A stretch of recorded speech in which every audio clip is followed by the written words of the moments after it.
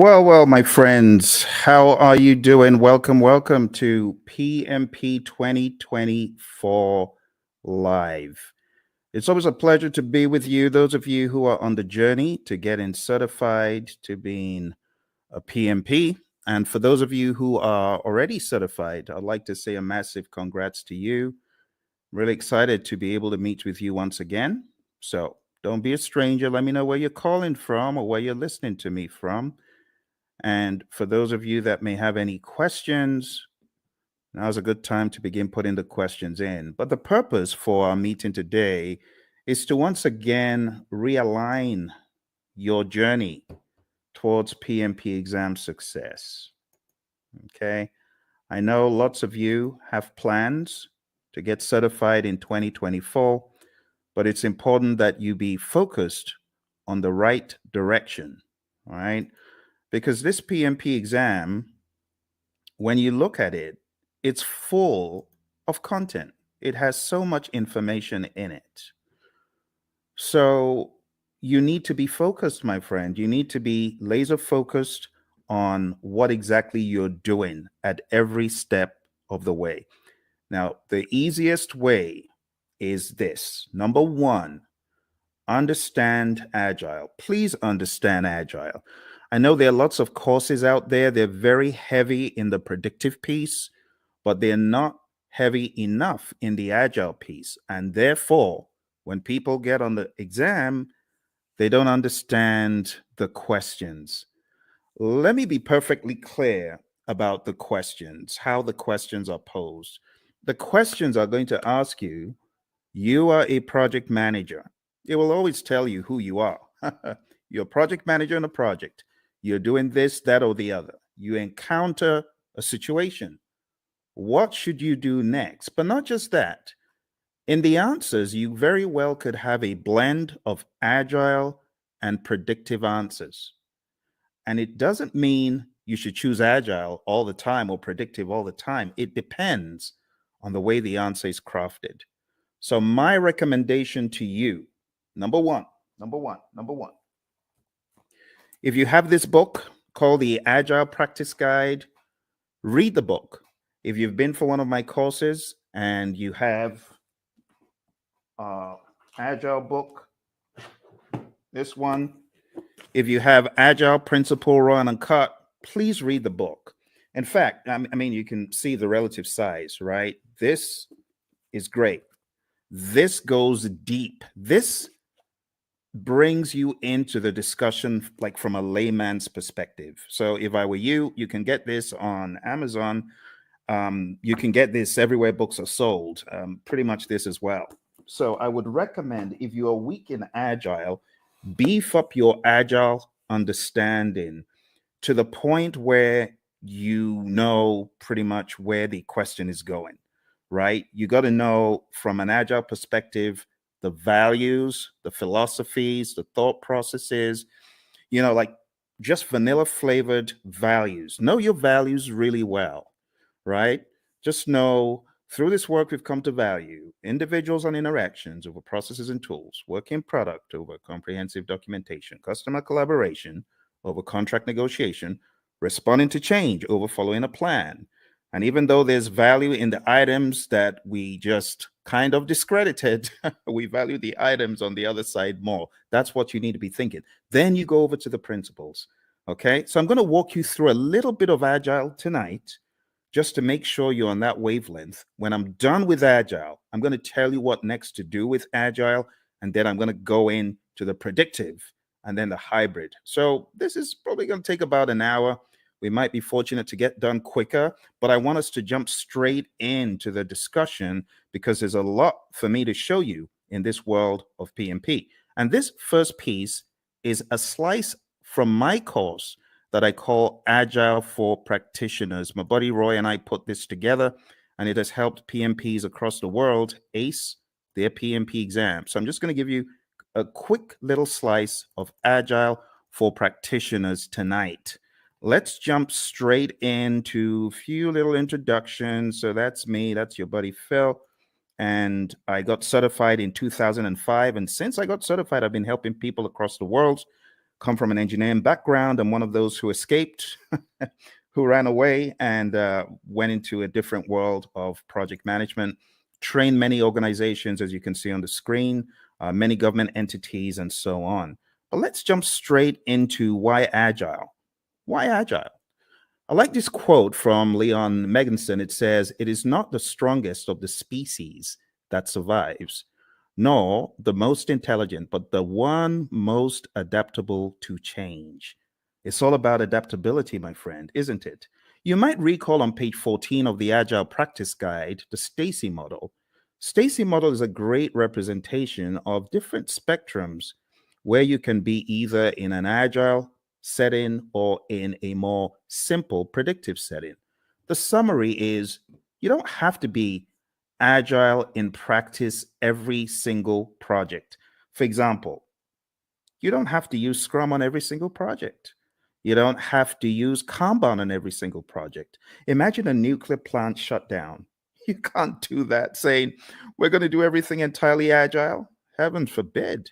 You got to be predictive in some instances. And that's why we have the simple zone where we are close to agreement in the requirements and close to certainty as far as the technicality. So we've already gotten that out of the way, right? There's that understanding. Now, taking it up a notch to help you with your philosophies, the idea is in the world of project management, which of these is most important every time? If I asked you to select three things, just three things that you feel are mega important every time, what would they be? Would you choose time? I'm curious. Why don't you chat into me and say, "Hey, Phil, this is what I think. This is what I think is most important on projects all the time." You want to try that? Go for it. Go for it. Go for it. Tell me, what do you think is hyper important? Three things, if you're going to choose three out of these. Any ideas? Is it schedule? Is it budget? Is it scope? Is it customer needs? Is it quality requirements? Or is it team satisfaction? Which three? Chat into me. I'm waiting for you, my friends. I'm waiting. I'm waiting. Come on, you're project managers, right? So you already know the answer to this, hopefully. Which would you choose? Which would you choose?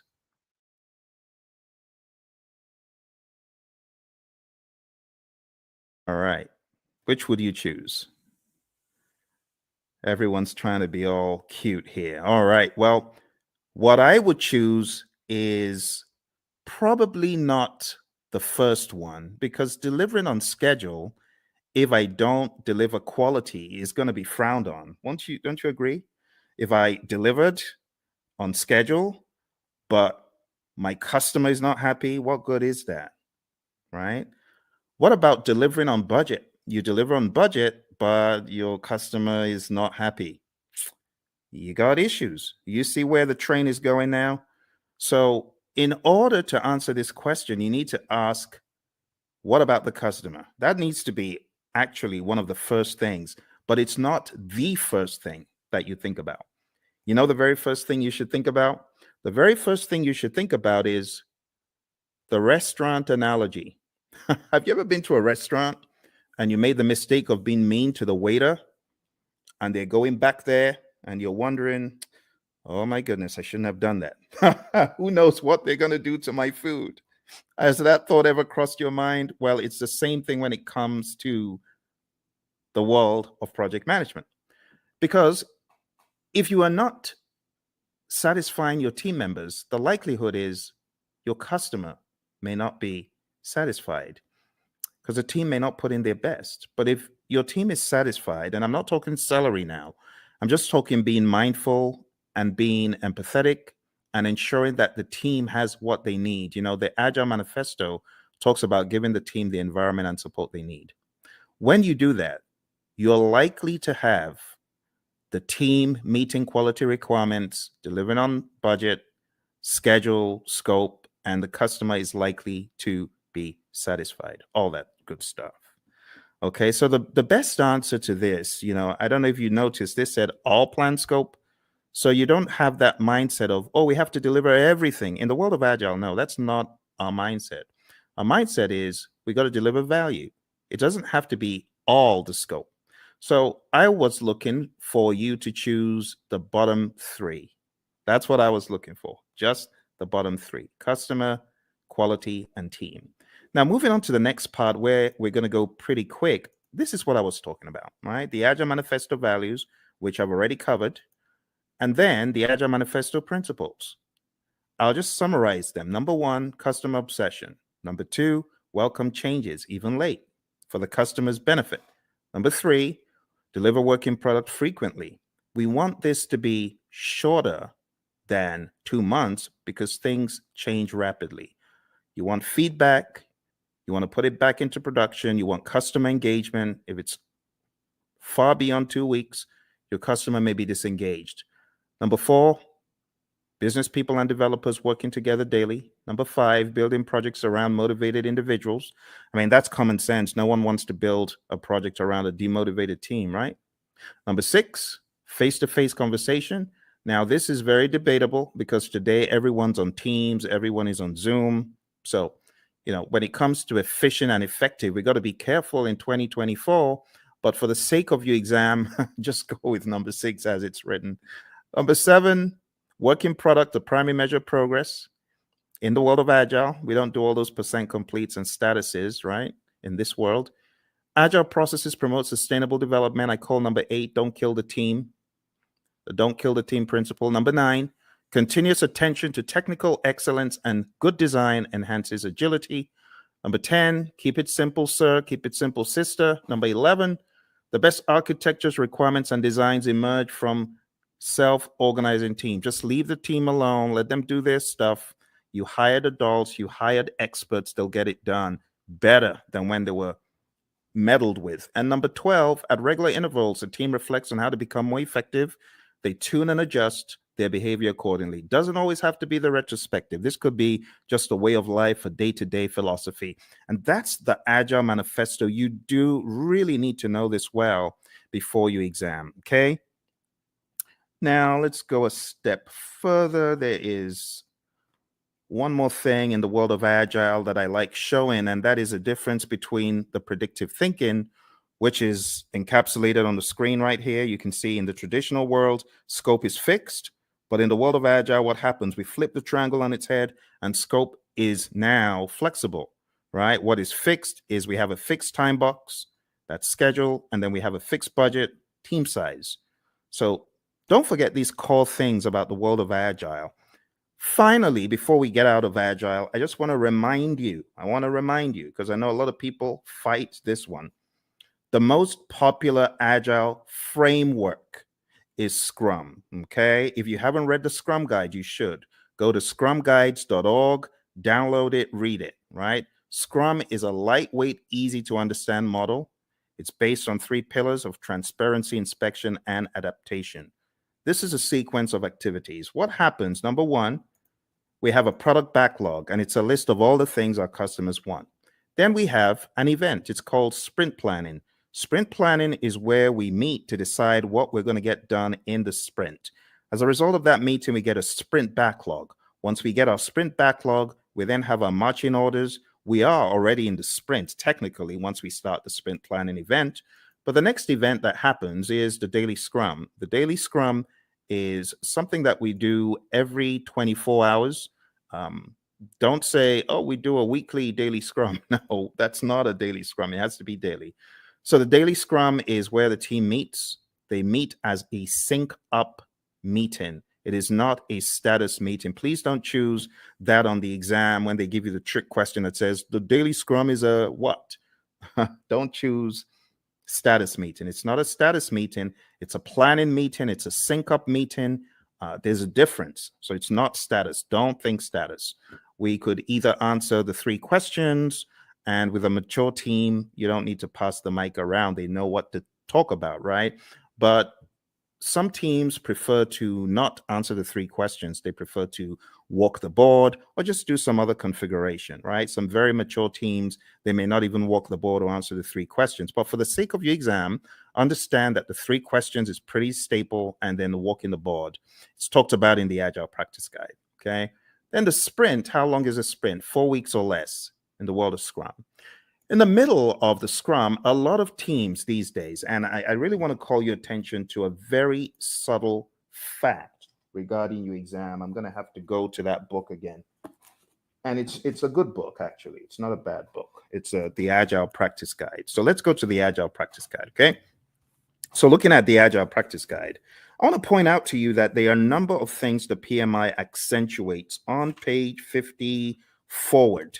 Okay, so you do need to read PMI's account, because in the Scrum Guide, you don't have any talk about the event called backlog refinement. In fact, in the Scrum Guide, it's looked at as everyday life for the product owner. But in the Agile Practice Guide, it is called out specifically on page 52 in the Agile Practice Guide. And it just reads, in iteration-based Agile, the product owner often works with a team to prepare some stories for the upcoming iteration during one or more sessions in the middle of the iteration, okay? So this account is about 2 paragraphs, but you don't find this in the Scrum Guide. You should pay attention to backlog refinement. You should pay attention to PMI's account of Agile, PMI's account of all things that are on the exam, okay? So even though backlog refinement in this image I've graded because it's optional, you should, as a PMP candidate, be aware that PMI has 2 full paragraphs. It says there is no consensus on how long the refinement should be. There's a continuum of just-in-time refinement for flow-based Agile. The team takes the next card off the to-do column and discusses it. And then it says many iteration-based Agile teams use the time-boxed 1-hour discussion midway through a 2-week iteration. And that's exactly what I'm depicting on the screen. This is midway through the iteration. The team takes some time out. They do the backlog refinement. They go through the whole idea behind the INVEST acronym. Now, this is not a place for us to debate whether it is good or bad, because I have some of the Agile zealots who hate the INVEST acronym. Don't listen to them. What do I mean by the INVEST acronym? Independent, negotiable, valuable or vertical, estimable, small enough to fit within a sprint, and testable. You want to make sure that your backlog items are indeed ready. Okay, like I said, various schools of thought are against the INVEST acronym. But when we talk about the refinement, when we talk about the definition of ready, it is important you understand and have some sort of guardrail framework to help you. So this helps achieve definition of ready. Okay. If the story fails to meet one of these criteria, the team may want to reword it or even consider a rewrite. So this is the INVEST acronym.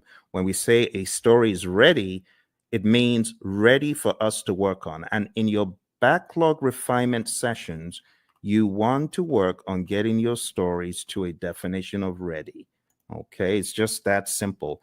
When you get certified, you can, join the debate about whether backlog refinement should be done with the INVEST acronym, whether definition of ready is good or bad. I'm not here for all that, right? But just know for your exam, it's in the Agile Practice Guide. All right, moving on. We have the sprint review event, and this is where the customer, could be the end user involved as well, the stakeholders. This is where there is a review of what was created, the increment, right? And just be aware that the sprint review event is not a gate before you can release value, right? You can release value all through the sprint. It doesn't have to be one time. And in fact, you could get to the end of a sprint and you may not have a featured enough item, so you may not actually release. That's why we call it a potentially shippable increment. Lastly, we have the sprint retrospective event. And in the sprint retrospective, you already know this, I'm sure. This is where the team reflects, they look at what they could have done differently, what went well, what didn't go so well. It could also be a great team bonding exercise, and it's generally closed off to the Scrum team. And when I say Scrum team, I'm talking about the product owner, the Scrum master, and the developers, okay? So feel free to put any questions in there if you've got any questions for me, because I know for some of you, we have already gone through an extensive 35-hour course. You already know a lot of this stuff, but you might have forgotten some of it. For your exam, you got to understand the roles really well. The product owner role, I highly advise you to dig into PMI's Agile Practice Guide and understand their perspective of what this role does. I also advise you to look into the Scrum Guide to get a better idea of the product owner's role. I call the product owner the Chief Value Officer. Also understand what the Scrum Master does. The Scrum Master is a coach, not just a coach for the immediate team, but also a coach for the entire organization. This is someone who should be a champion in my mind for Agile and someone who should be making change on a grander scale. When you get into the nitty-gritty of your exam, you do need to know the 5 events. So the sprint, understand that in the world of Scrum, it's 4 weeks or less. Understand what sprint planning is all about. As I said, one of the things you should do before coming into sprint planning is you should have done some backlog refinement. So all your time isn't going on breaking down those huge monster epics or just realizing what exactly the customer was asking for all along. This is where the product owner needs to wear the hat of Chief Value Officer, understand what should have come next. And when you get into sprint planning, it's generally going to go a lot smoother. The daily scrum, as far as this is concerned, the 15 minutes is pretty standard. It's non-negotiable for your exam. Just know that 15 minutes is a time box. When it comes to backlog refinement, like I said, we want our stories or our requests to be sprint ready. Again, in industry, there's the debate of, well, stories aren't needed in Scrum. They're not in the Scrum Guide. Yes, but for your exam, understand what stories are. I have to say these things because the landscape of Agile is changing very rapidly. When it comes to the sprint review, it's showcasing working product to the stakeholders. It's important that we don't relegate it to just a mere demo, but we see this as a working meeting. We can use this meeting to discuss metrics, what was not done and why. Delivery team demos the working product. The customers may even test it out. Physical products. We have a client of ours who had this physical autonomous vehicle, and customers could get to actually test out such things in a demo. All right. And then the retrospective, like I said, it should be a safe space.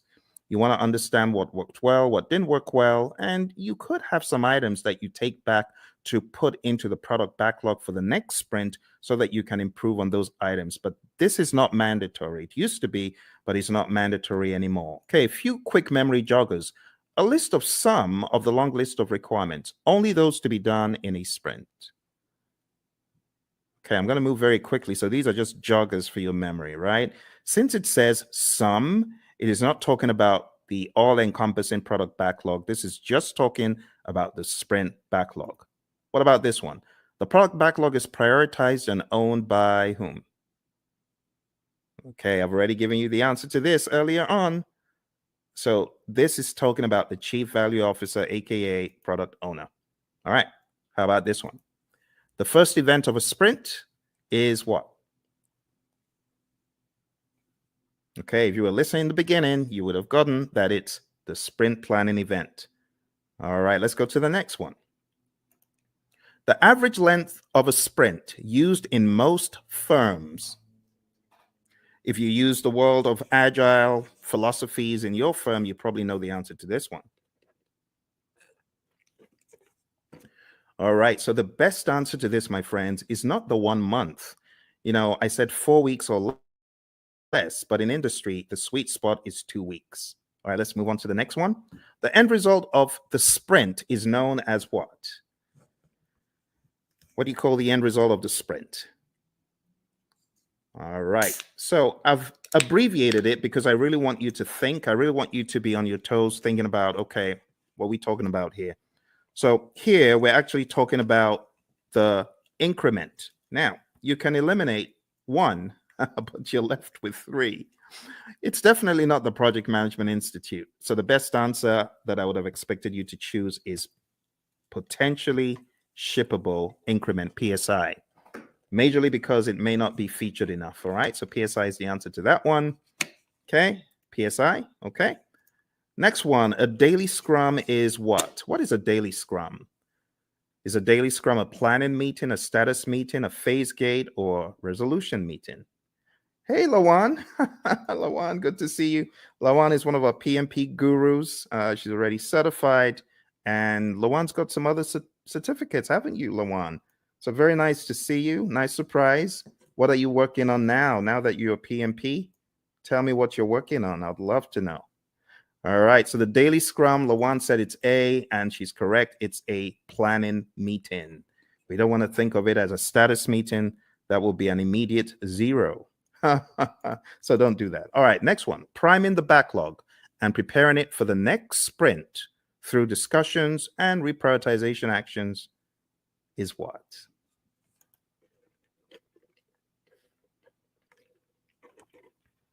Awesome. Lawan is on it. She is on it. She hasn't forgotten it. Not missed a beat. Thank you, Lawan. The best answer to that is indeed what you chose. The answer is backlog refinement. And backlog refinement, we talk about it as being not mandatory as far as an event, but in the Agile Practice Guide, we see it there front and center. All right. The potentially shippable increment should be shown to the customer in a demonstration. This is known as what?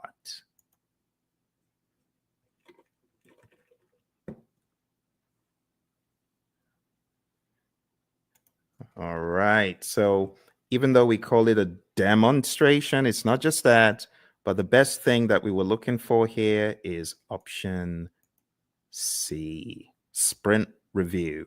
Now, again, just so you know, there's a lot of controversy in the world of Agile and Scrum when you call the sprint planning or sprint review or sprint retrospective a ceremony. You may get a wrist slap from some of the zealots. I don't care. Whatever. It is what it is. A lot of people call it ceremonies. A lot of people call them, other things, and that's it is what it is. Okay, Lawan. Lawan says she's working on her PSM. Awesome, Lawan. I know that you've already taken a lot of Ken Schwaber's PSM pre-test, so just keep doing that. And honestly, his site is probably the best place to be to just keep taking them over and over again, reading the Scrum Guide over and over again, and listen to our audio, because we've got audio out there on our channel, as you know. But well done, and try your best to listen to the lessons learned that are out there. We got lessons learned from the PSM from our friend Darian and Cindy, who both got certified last year. So I would recommend listening to them. I am going to put a link in the chat right now so that you can go listen to that episode.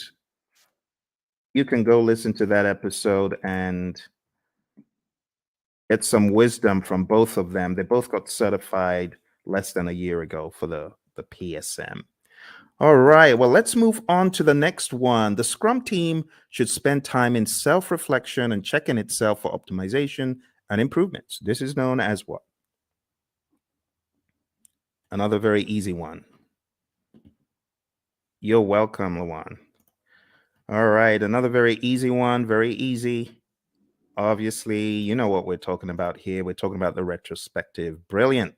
All right, another thing that you should be aware of is just the terminology when we go through the product backlog. We have different terminologies. We have the product itself. We have the epics, features, stories, and tasks. And I just use a silly little mnemonic. I just say Phil eats fries sometimes on Tuesdays. It's my mnemonic. You can use that to remember. And here's an example of how the backlog could be broken down, right? Epics, huge chunks of functionality. Features, a group uses stories together for release. It's a sensible way of releasing stuff, release like stories. And then we have tasks, which are not in the product backlog, by the way. At best, these would be in your sprint backlog, but you have a lot of mature teams who don't even put that level of stuff into their backlogs. So at the end of the day, you would have a breakdown that looks something like this, right?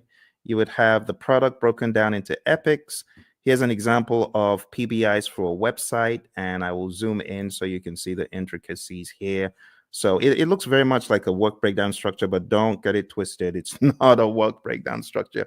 This is a product, right? Product breakdown. It is not a work breakdown. Okay, so this is the general idea. epics, features, stories. You can see we have the core website functionality broken down into the UI, and then that broken down progressively into more levels of detail until we get to a task level. Okay, and then here you can see the UX, content and user experience broken down into smaller pieces as well. Those would be at the feature level, and these story level, ultimately the task level. And we don't want to make this a religious thing you do in the world of Agile. It's not. It's just logic on how you break down your backlog, right? So your product backlog, you have big boulders, big chunks. Here's the general idea. When you're working on your product backlog, it's like an iceberg, right? You got this big old iceberg at the bottom. You got to break the iceberg into smaller pieces. And those smaller pieces, that's what floats up to the top. And that's what gets done. If the product owner, of course, is thinking properly, that's what should happen first. Okay, the next big difference that I want to point out is the difference between the definition of ready, which we talked about earlier. Go listen to it if you didn't, and then the definition of done. Definition of done is an agreed upon set of items that must be completed before an increment is considered complete. Do not mix this up with the acceptance criteria at the back of the card. The acceptance criteria, of course, could be one of the items that we are looking to be complete, looking to have met the requirements. But at the end of the day, the definition of done is not just one thing, it's a number of things. And it's on a case-by-case basis, depending on your industry and depending on your unique situation. But just remember that the definition of ready and the definition of done are different things. What drives Agile is a concept of value delivery. So you want to make sure you're delivering value to your client. Value should be the number one thing. Another thing that we joke about in our class is the concept of food, because we know people love food.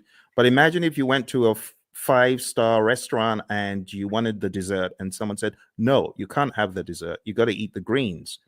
Well, as an adult, you can appreciate that. But what if you were a kid? You wouldn't. In the same token, our customers, they have things that are near and dear to them, like dessert. And we say, give them the value they want first. Don't withhold the value from them. Because they won't be happy if you withhold the value from them. If you gave them the value, then they understand you get them, right? You totally get them. So how do you order the backlog? The different ways of ordering the backlog, but one of the philosophies is to understand the concept of doing the big, hairy, audacious things first, right? The high risk, but high value. So always think, what is high risk? What is there a high risk and a high value on in this project? If there's a probability that you won't get a high value item done, that could be bad. So what should you do? This is just basic project management common sense. Do the riskiest stuff first. And if you do the riskiest stuff first, there's a likelihood that you will at least get them done. If you don't do the risky stuff first and you do it last and then you don't get it done and the time box is over or the number of iterations you promised is over, that's no good. So we often say high risk, high value first, low risk, high value next, low risk, low value next. And then why do you even want to do those in the top left quadrant? Why do you want to do high risk, low value? It doesn't make sense. There's so much risk in it. Low value, it could actually tank the entire project. All right. So we're not saying this is the only way to think, but we're saying start off by looking for the high value stuff and then look for the riskiest of the high value stuff. There are other instances where you could prioritize based on other items such as urgency, cost of delay, weighted shortest job first. There's so many things you could think about.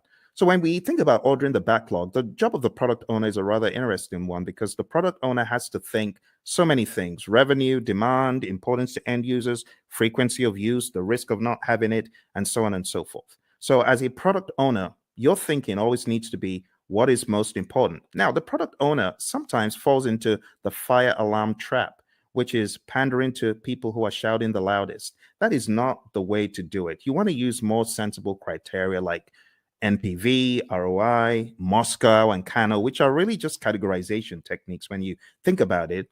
Weighted shortest job first could be another one, and the risk-adjusted backlog, the concept of the risk-adjusted backlog.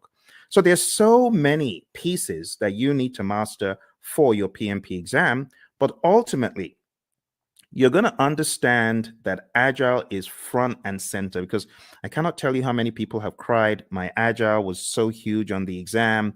I was not able to answer the questions quickly enough. It took me such a long time to read them and things like that. So you got to be ready. Scrum is definitely the big number one framework for the world of Agile for your exam. And then the number two framework that I would highly advise you to hone in on is Kanban. Just understanding how Kanban is structured, what it actually means when we say limit your WIP and why we say limit your WIP. Understand what a board could look like when you have the WIP limits up top there. Understand what it means when we say the lead time, the cycle time, and things such as that. And understand this concept, because while it may not be tested on the exam, it's good to have the Agile philosophy of there's a cost for delaying delivering value to your customer. If you're not delivering value quickly enough, then your customer could tank. Your customer could fall off the radar. Your customer could go out of business. So we want you to have that mindset, okay? And last but not least, I'll just say have a mentality of the shuhari, right? Alistair Coburn brought this into the world of Agile from the world of Aikido, and it's just a great philosophy to understand. You got to go through a period of blind obedience. So I remember when the PMI Phoenix chapter brought the whole CSM bandwagon to our chapter, and I was one of the people who jumped on it. And our trainer was receiving a lot of consternation. Tom Meller was receiving a lot of consternation from the PMPs because they felt, what is this? This doesn't make sense. Why should we do this? Don't criticize our project management and things such as that. But blind obedience is best. Honestly, if you're coming into the world of Agile, just leave all your predictive stuff at the door, because I was in the world of predictive for eons, but I had to embrace, as they say in the military, embrace the suck. I had to embrace what Agile was bringing, the change in mindset. And not until I embraced it and I went fully in did I fully get it. So the blind obedience stage is really important. After the blind obedience, you get to the heart stage, consciously moving away from the rules, detaching, breaking free. And when you have done this for a period, you now understand the why, and you are just on autopilot Agile when you get to the restage. You're unconsciously finding an individual path to go beyond or transcend. So, my friends, for your exam, this is the first piece that I wanted to introduce to you because Agile is big. It's really big. Now, if you haven't already realized, your exam is going to be based on people, process, and business. And people, process, business could cut across the world of Agile, or it could also cut across the world of predictive. Yes. And that is why I should not say the 12 principles. 12 principles are important. That's in PMBOK 7. So let me just get the 12 principles out of the way for a quick second. 12 principles. Let's talk about that. So for those of you that haven't read about the 12 principles, I want you to download a PMI PDF. I'm going to try to put that PDF in the comments below. So PMI 12 principles. I'm going to share a very, very helpful PDF because it could help you. Like if your exam is tomorrow, you obviously aren't going to have time to read this book, even though it's not as big as the 6th edition, but it's still a significant effort. But maybe, just maybe you could go through the 12 principles in this PDF. So let me show you what is in this PDF. And this will be a very quick run through because the philosophies are quite important. Okay, so let me share this with you. The philosophies in the 12 principles. Let's go very quick. So you can see the 12 principles over here, right? You can see stewardship, team, stakeholders, value, and so on. Let's start from stewardship. Going all the way back to stewardship. So this just says you've got to be a diligent, respectful, and caring steward. All of those things there are extracted from the PMBOK 7th edition, and this is kind of like the most significant part of the book in my mind. So if you open up the PMBOK Guide 7th edition and you go to page 24, okay, I want to make it very clear, very clear. Okay, here, this is it. This is it. I know it looks transparent, but this is it. PMBOK 7th edition. So if you go to PMBOK Guide 7th edition and you go to page 24, it says, be a diligent, respectful, and caring steward. And that's what you see here, stewardship. Stewardship includes integrity, care, trustworthiness, and compliance. And the summary is this: act responsibly to carry out activities with integrity, care, and trustworthiness while maintaining compliance. And that's it. Let's go to the second one. Number 2, team. So if you follow me to the next one, page 28, it just says project teams are made of individuals who wield diverse skills. And the summary is create a collaborative project team environment. That's the summary. All right. Next, we go to stakeholders. And the principle about stakeholders is one of collaboration. It just says effectively engage with stakeholders. Number 4, value. I've already talked about value today, and this just espouses that same idea. Focus on value. If it's not valuable, don't do it. Continually evaluate and adjust project alignment to business objectives and intended benefits and value. Systems thinking. Always see the big picture. It says recognize, evaluate, and respond to system interactions. That's that one.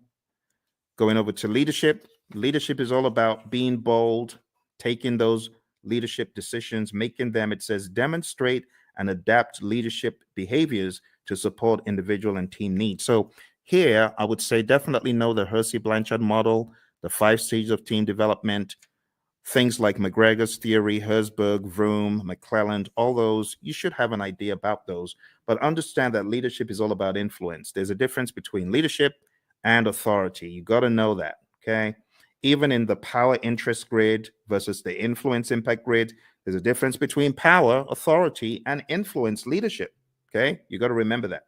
So demonstrate leadership behaviors. Moving on to tailoring. Tailoring, it says, tailor based on context.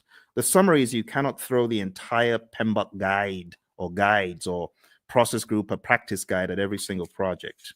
All right, next one is quality. It says build quality into processes and deliverables. You got to think quality. It says maintain a focus on quality that produces deliverables that meet project objectives and align to the needs, uses, and acceptance requirements set forth by relevant stakeholders. Let's move on to complexity. Complexity, it says navigate complexity.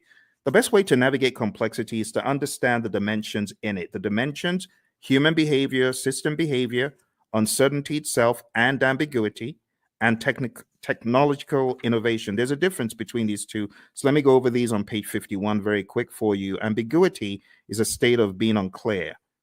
It says of not knowing what to expect or how to comprehend a situation.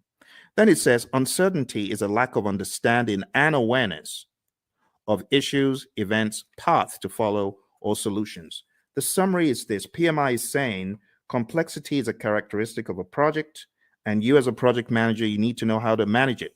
How do you manage complexity? Let me take you back in time to the Stacy complexity model, remember? Now, how did we say we would work on complexity?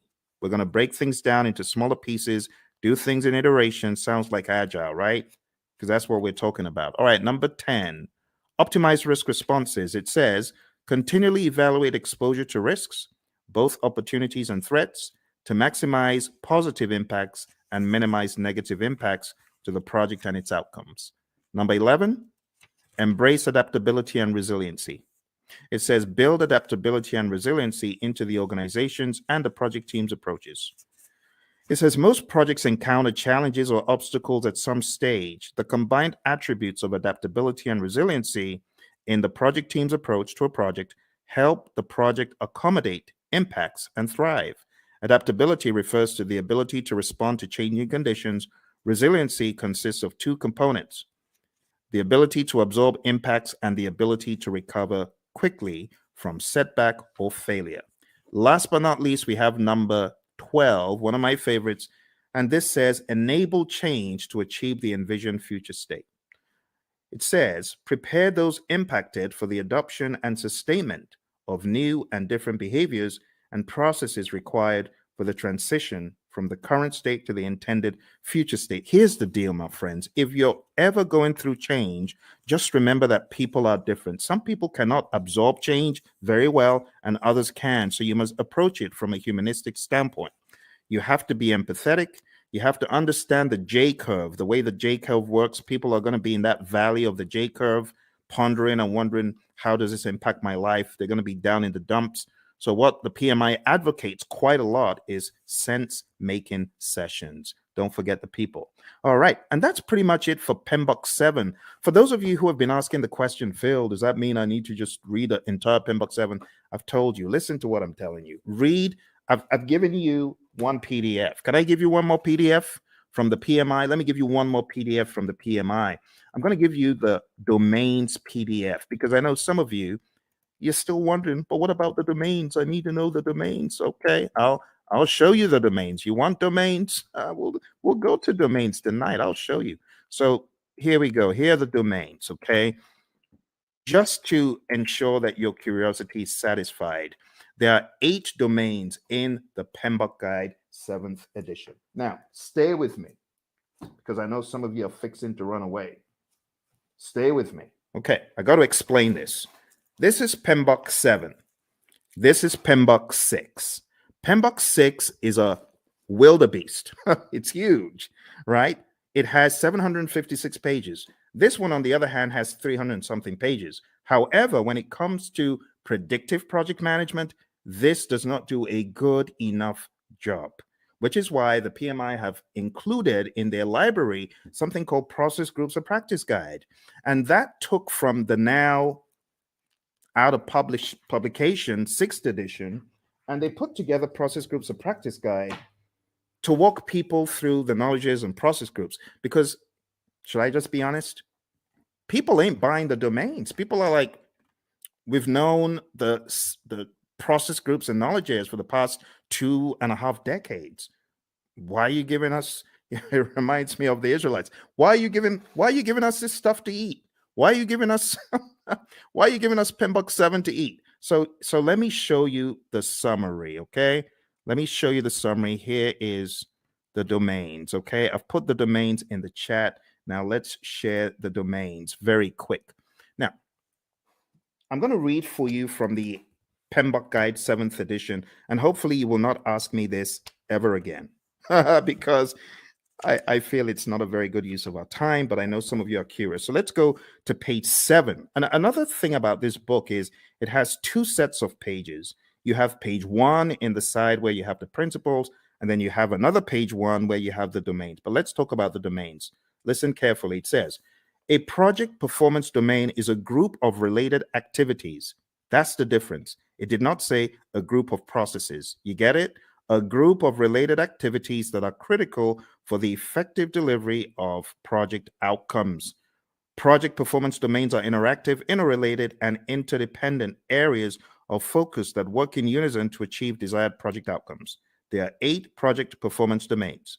Number 1, stakeholders. Number 2, team. Number 3, development approach and lifecycle. Number 4, planning. Number 5, project work. Number 6, delivery. Number 7, measurement. And number 8, uncertainty. Let's go through them hyper quick. Stakeholders is all about your care for your stakeholders, understanding that you need to effectively interact with them. In other words, you need to manage their engagement. The team domain is all about caring for the team, team health, and team optimization. Development approach and life cycle is all about selecting the right development approach. Is it going to be agile? Is it going to be predictive? Is it going to be incremental? Is it going to be agile? And then going down into the smaller silos, is it going to be Scrum? Is it going to be Kanban? Is it going to be TDD? Is it going to be ATDD that we use here, right? And so on and so forth. Planning is all about planning the project. It's that simple. Project work, as it says here, addresses activities and functions associated with establishing project processes, managing physical resources, and fostering a learning environment. Watch this. Project work is associated with establishing the processes and performing the work. Boom, performing the work. That's the direct and manage project work process and everything connected to it. So just think executing. The next one is delivery. This just makes sense. You create a product, service, result, feature, function. It needs to be delivered. And that's what you're doing in the delivery performance domain. It addresses activities and functions associated with delivering the scope and quality. You see those two? Scope management, quality management. I told you you were not missing anything. That's what these domains are all about. The next one is measurement. Now, this one, I must say, is a worthwhile inclusion in the dialogue, because a lot of times you have individuals who are measuring stuff and their measurements are probably not sensible. For example, a company my buddy Roy worked with, the company said to the testers, we're going to reward you if you find bugs. The more bugs you find, the more rewards you get. So these people aren't stupid. Of course, they had friends who were developers. So the developers started cranking out some soft bugs, not really malicious bad bugs, just soft bugs that will get their buddies a reward. What a ridiculous metric to measure. So don't measure the wrong thing. That's what this is telling us. Measure sensibly, and also be aware of the vanity metrics phenom. Don't fall into the trap of vanity metrics. Actually, the PMI has a very good breakdown of why you should be very particular about metrics. It says on page 96, we have leading indicators and lagging indicators. So be aware of what you're measuring. Is it a leading indicator predicting changes or trends, right? Leading. In other words, the metric is smart. The metric tells you what is about to happen before it does. Or we have lagging indicators. Now, lagging indicators, I'm not saying they're dumb, but they measure deliverables or events after the fact. Okay, so leading indicators, that's your magic right there. Lagging indicators, not bad. They're still helpful, but it's after the fact. And it says what to measure. You got all sorts of things on page 98, which is a good breakdown of what to measure. We go into the concept of baselines, business value, net promoter score, mood chart. I would highly advise at least understand some of the basic metrics in project management, just in case they come up on your exam. So benefit cost ratio or cost benefit ratio, MPV, net promoter score, which is a measure of how happy your stakeholder is or willing to recommend your products or services to others, mood chart, and what else? That's pretty much it. There's some very good stuff here. So if there's one of the domains that I am excited about, I think it's this one. This is definitely value to the project management narrative. On page 112, we have my favorite, the vanity metric, a measure that shows data but does not provide useful information for making decisions. Has someone ever told you to gather data and measure stuff that is just worthless? You know, for example, measuring page views of a website is not as useful as measuring the number of new viewers, because you could have had one viewer go in there 1,000 times, if you get what I mean. So just that whole idea is what we talk about in the measurement domain. Last but not least, we have the uncertainty domain. And it just says projects exist in environments with varying degrees of uncertainty. In that vein, the project manager needs to have a plan, a mousetrap for how to measure the usual suspects. There are 5 of them: uncertainty, a lack of understanding and awareness of issues; ambiguity, a state of being unclear; complexity, a characteristic of a program or project or its environment that is difficult to manage due to human behavior, system behavior, and ambiguity; volatility; and then risk. And honestly, that's it. That's it for your 8 domains. We don't really have to go any further. It would be a waste of time. Now, if you have any questions, I would love to answer your questions. We're going to be hitting about an hour very soon. But before we jump off the call today, there's one more thing that will be in order. And what I want to do next is just talk about the deeper world, the deeper world of project management, by going into, it's the grid. Everyone's like, oh my goodness, not that again. This grid is very important, my friends. It's important for your project management journey. I know a lot of people are not very keen on it, but trust me, you need this. You really need this. You really need this thing I'm about to show you. And it's the 5 process groups and the 10 knowledge areas. We have to go through it tonight. I couldn't let you escape without it. So I would like for you to get a pen and a paper. It's going to be a worthwhile experience. It's going to be good. Let's work on this together. And as I go through it, I want you to ask any questions. Okay, if you have any questions, now would be a great time to ask them. So in the world of project management, according to the PMI, way back in time, there are 5 process groups of project management, and they're just 5 buckets. I just call them buckets of things that need to be done in order for us to get project work done. And when I say project work, I'm talking more about the work that the project manager and the team are going to do to manage the project. You see, there's a difference between doing the work versus managing the project. You hear the PMI talk about a product life cycle. That's all about doing the work. But then there's talk about a project management life cycle, which is really code for the process groups. So if you're taking this exam, what is going to help it become easy for you? I heard this again from one of our latest PMPs. Shout out to Lily, who got certified about 4 days ago. She said the same thing. This will help your exam. Highly recommend that you watch this over and over again and you work with me. I am going to be typing in all of the process names and I'm going to be explaining them to you. All right. So why don't we get started with the first area of knowledge? Because we got, I prefer extra money in cash at the top, or I prefer eating mangoes chilled. And then we've got, I saw 6 chipmunks quietly roasting coffee, reading poetry stories. Or I saw 6 Cubans quietly rolling cigars, really puffing smoke. You choose whatever one you want. As long as you remember the 10 areas of knowledge, I'm good. Moving into each one, we have the very first, which is integration. I'm going to be making them a bright yellow as I go through. Hopefully I remember to be consistent with it. And in that way, you'll know which one we're on, okay? So right now, we're going into integration. Let's make it a bright yellow. All right. So in integration, the very first thing that happens is the develop project charter process. And in develop project charter, you are creating a document that authorizes the project. You, the project manager, could be working on this, but you don't necessarily have to, because if you've got a sponsor who is capable, they could create this by themselves. They don't need you to do it. But other times they may ask you to do it. In fact, in a lot of companies, the project manager creates the charter, the sponsor signs off on it. So you have to understand that dynamic. All right.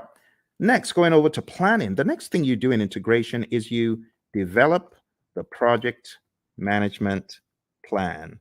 And this is where you put the big plan together, because there's a lot of stuff that actually happens under the process that we're not seeing yet. There's stuff that happens under integration, and all of that rolls up, technically speaking, into integration at the end. We'll talk about that progressively. Next, going into executing, we have the direct and manage project work process. This is where the work is being done and the major output is a deliverable. So think about it.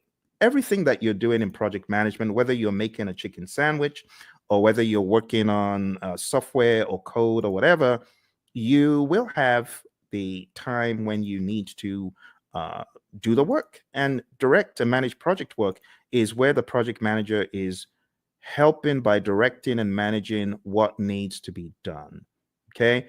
From direct to manage project work, in addition to deliverables, we get something called the issue log, and we also get work performance data, which is just like you as a project manager, you are observing what is happening on the project. You know, you're observing how many widgets have defects. You might be observing which employees are unable to come in for work. We call that work performance data. The other thing that happens here in executing and integration is manage project knowledge. Okay, and then moving over to monitoring and controlling, we have a process called monitor and control project work. And this is where we are creating reports.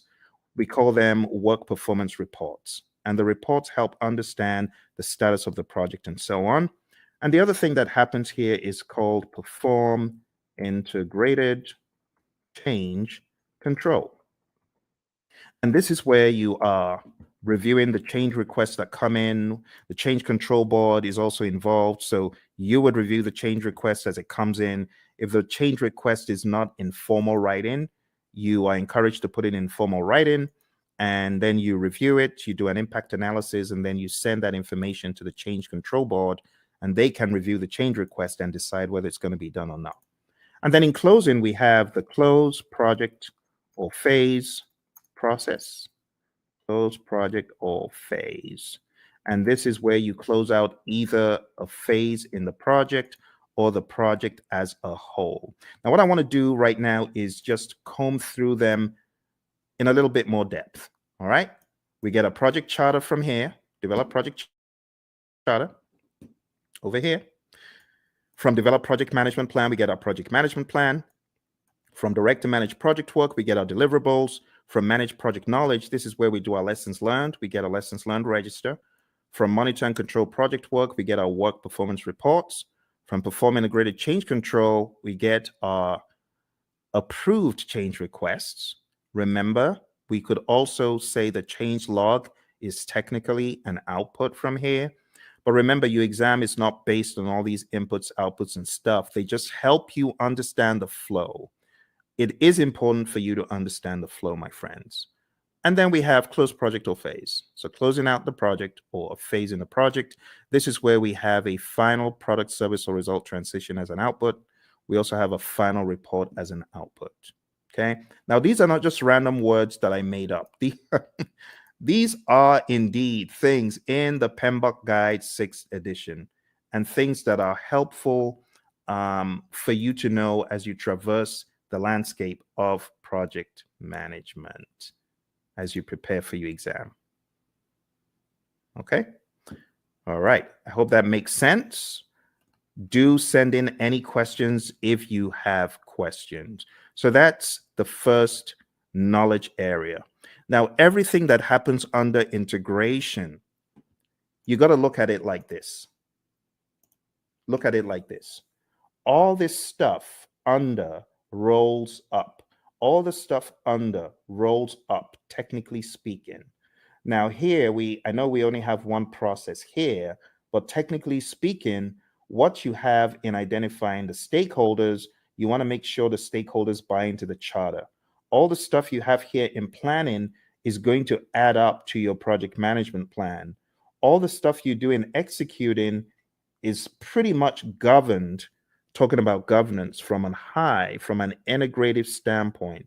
Everything you do in monitoring and controlling is governed up here because all you're checking to see if you're going according to plan in all the knowledge areas is governed at a higher level in monitor and control project work. And close project or phase, it just has that, okay? And that's the general high level idea. Now we're going to be going crazily quick, so I'm going to put the responsibility in your court to tell me to slow down or stop because I'm just going to go pedal to metal from here, okay?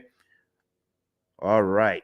So draw along, follow along. It will be a good exercise. Going into planning, we have plan, scope, management as a process where we decide how to manage scope. Then we have collect requirements, where we are collecting all the requirements, functional requirements, business requirements, and so on. Then we have the define scope process, where we create the project scope statement, which has all the inclusions, exclusions, detailed deliverable description, and so on. Then we have create WBS, which is where we create the work breakdown structure. Then we jump across to the monitoring and controlling process group. And here we have two things. We have validate scope. This is where your customer checks the product, service, or result. And then we have control scope. And this is where you, as a great project manager, you're controlling the scope, making sure people aren't adding extras. Okay, good. Let's move into schedule management. In schedule management, the first thing that we have here is plan schedule management. Plan schedule management is where you create a plan for how to develop and manage the schedule. Then we have define activities, where we list out the activities that need to be done.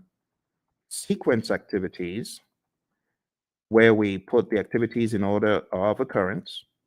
And estimate activity durations, where we decide how long each activity will take. And then we have develop schedule, which takes everything into account.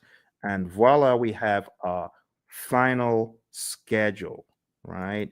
We also from here have our schedule baseline.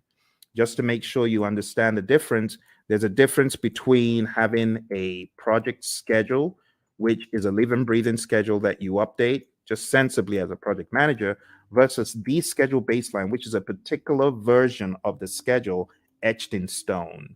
So there is a difference between the schedule baseline and the project schedule, and it helps to know that. Last but not least, on the other end of the spectrum, we have control schedule, and this is where we ensure that our schedule is going according to plan. Okay? Be sure to ask any questions. If you have questions, I will be moving a lot quicker from here.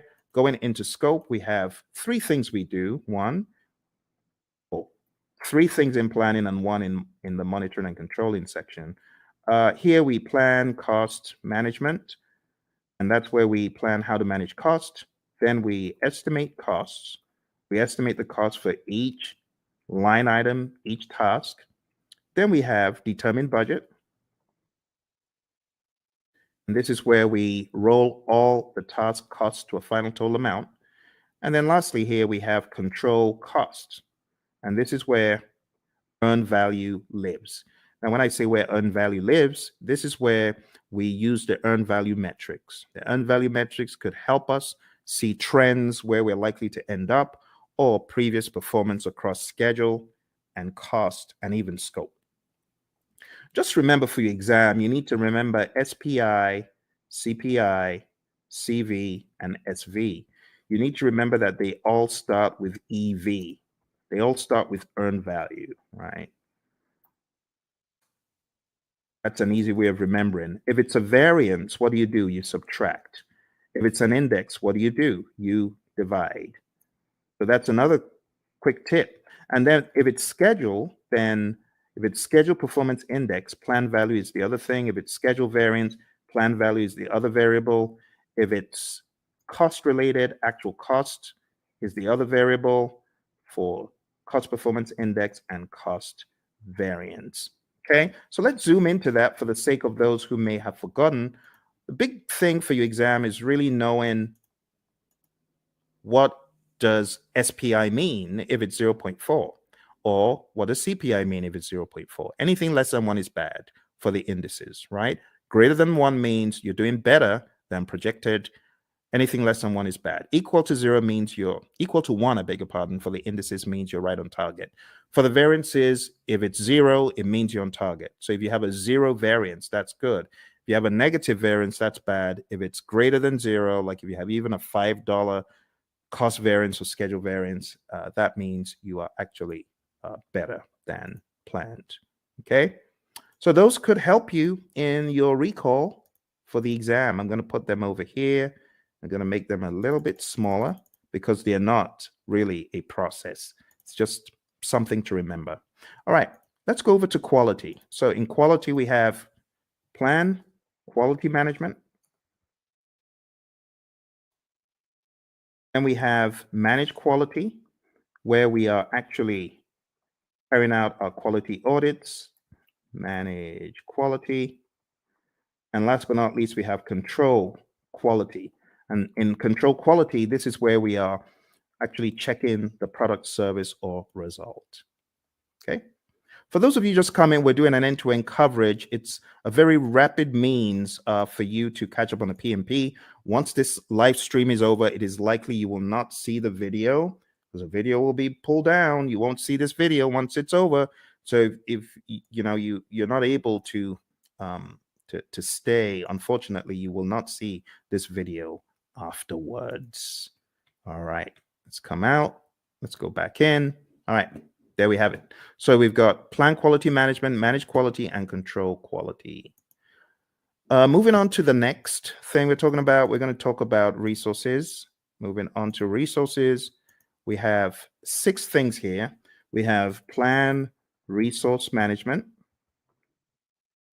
We have estimate, activity, resources, and those two happen in planning. In executing, as far as resources concerned, we have acquire resources, we have develop team, and then we have manage team. And what are the differences? In develop team, this is where our team goes for team building, They get trained, they get educated in project affairs if they need to, or technical things. And then in managed team, this is where we give the team feedback. And last but not least, here we have control resources. All right. If there are any questions whatsoever about what you get out of the processes, please ask. I know I'm going pretty quick because I have so many videos about this stuff on the channel that I'm expecting that you might have maybe even already gone through some of those. Okay, let's go on to the next one. Next one is communications. And in the communications knowledge area, you're going to do three things. You're going to plan communications management. You are going to manage communications. In other words, you're going to communicate. This is where you're going to distribute information to people. This is where you could have reporting done in meetings. And last but not least, we have monitor communications. Okay. Again, I want to encourage you, if you haven't mastered this, this is important for your PMP exam. I know some people feel, oh, this is old stuff. Trust me when I tell you, I cannot count how many people I've heard from that this helped them put the big map together. So I really want to stress, if you haven't mastered this, please spend some time in doing so. Okay. All right. Let's make these a little bit smaller because we got a really big one coming up. We got risk. Risk is a significant beast. It's very, very big. So let's go on to risk. And risk starts off, as usual, with plan risk management. This is where we create a plan for how to manage risk. Then we identify the risks. Then we perform a qualitative risk analysis. Think about it like a high, medium, low, or on a scale, numbers that generally don't equate to the same thing from project to project, but they help us in the prioritization of the risks, as far as which risks are we going to go after, which ones are we going to leave alone, so on and so forth. All right, moving on. We have perform quantitative risk analysis. And this is where we analyze the risks from a numeric standpoint that is also dollar related or something quantitative like weeks. You could analyze from a schedule perspective, how many weeks, how many days, and that's an absolute. That is not qualitative. Or how much money is going to be the result of this risk as far as contingencies are concerned. This is where you're getting really into some hardcore amounts. The next thing that happens is called plan risk responses. And then we jump across to executing, and then we implement those responses. Okay, and last but not least, we have monitor risks. Now, when it comes to plan risk responses, again, I'm going to take some time out to talk about the A team, not Mr. T and the A team, but avoid, transfer, escalate, accept, and mitigate. Okay, so these five are your approaches for negative risk or threats. We also have another 5 for positive risk or opportunities, and I'm just going to put them here sneakily. I know it shouldn't be there, but I'm going to put them there because I want to share them with you. I call it EASEE, easy, right? Easy. It just stands for exploit, accept, share, escalate, and enhance. You got to know these really well. Look on the channel because I have videos. Avoid. Let me just blow this up a little bit so that you can see it a little clearer. Okay, let's blow that up. Okay, so avoid, and feel free to take screenshots. That's fine if you want to take screenshots, right? So avoid is avoiding the risk altogether, 100%. The risk doesn't happen or it doesn't impact at all. Transfer is transferring to a third party. Escalating is elevating the risk to either your boss because it's beyond your power or your authority, or you could escalate because it's affecting other parts of the organization. Accept is doing nothing. We have passive and active accept, and mitigate is reducing the probability or impact. On the side of the easy, which really should be here, but I'm just making this quick. The easy is for the positive risk. So you could exploit a risk that's 100%. That positive risk is going to happen, right? That's what we mean by exploit. 100% will happen. Accept is doing nothing. We have passive and active accept again. Sharing, again, same strategy as I said for transfer. You involve a third party. It could be a special purpose company. It could be a sister organization that you share the positive risk with. Escalate, again, escalating it to a higher power because it's beyond your project or because it's beyond your power. And then enhance is really just increasing the probability or the impact of the positive risk.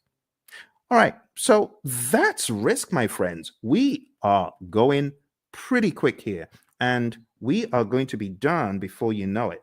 Let me go back and share the last pieces of information because we have just 2 more knowledge areas. Aren't you amazed at how quick that has gone? You know, in some courses, the entire 1 week is spent on that. They spent 5 days taking you through what I'm showing you in minutes. That's why you need to come to my course. Come to my course. I'll do a lot of time optimization for you. You want to join my course, go to hpmexam.com or go to tinyurl.com/elite PMP or tinyurl.com/elite CAPM.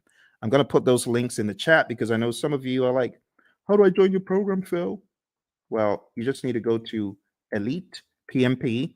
You can start studying with me tonight, like right away. You can start studying with me right now because if you sign up there, you'll be able to join immediately. It's on Udemy and costs 24 hours a day. You just decide when you want to join.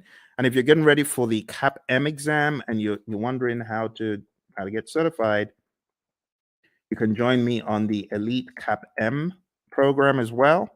I'm going to put that in the link. Do that. Put that in the chat. So go to Elite CAPM if you're keen on studying with me for the CAPM exam. And then if you want to be on my full-blown training for project managers, not only to get them PMP certified, but also to elevate them to the next level after PMP. In other words, showing you how to succeed. You can just jump into my program, which is called hpmexam.com PMP exam immersion. Let me put that in the chat as well for those of you who are curious, because I know some of you are feeling the training right now. You're like, my goodness, I just spent $2,000. I spent 10 times more. I got 10 times less in a different program. If that's you, I want you to smash that like button. Tell me if that's you. I want you to hit like. I want you to subscribe to the channel, and I actually need you to share it with your friends. Okay, that's what I need you to do. So if you want to study with me, do that. And if you're like, Phil, I ain't got a dime. I'm just trying to get by. Hey, that used to be me. That used to be me back in 05. I didn't have a dime. And that's why I've got you covered. I've got a free 30-hour program right here on YouTube. For those of you who are on YouTube, those of you who are on the other platforms, thank you for joining me from the other platforms. I see you. I see all of you across the platforms. So if that's you and you're like, Phil, I ain't got a dime, I got you covered. I'm going to put a link in the chat, and this is to my 30-hour free program, totally free. All you need to do is go on to pmp.pmradio.org, and I've got over 30 hours of free video. Free, totally free. No catch. The only thing I ask, though, if you really want to support the channel, because I know some of you you gained so much from the channel. Just go get the book, PMP Exam Immersion, right? The PMP Exam Immersion book, I'm going to show you tonight how to put everything together in context. And if you wanted to get this book, like download the book right away, you can. This book has the deep secrets to your PMP success because it puts everything together. It puts agile, predictive, hybrid, it weaves it all together. It's called PMP Exam Immersion, the book. So I know I have the course, but this is the book. And if you get the book on the link that I just shared, you'll actually be able to download a workbook.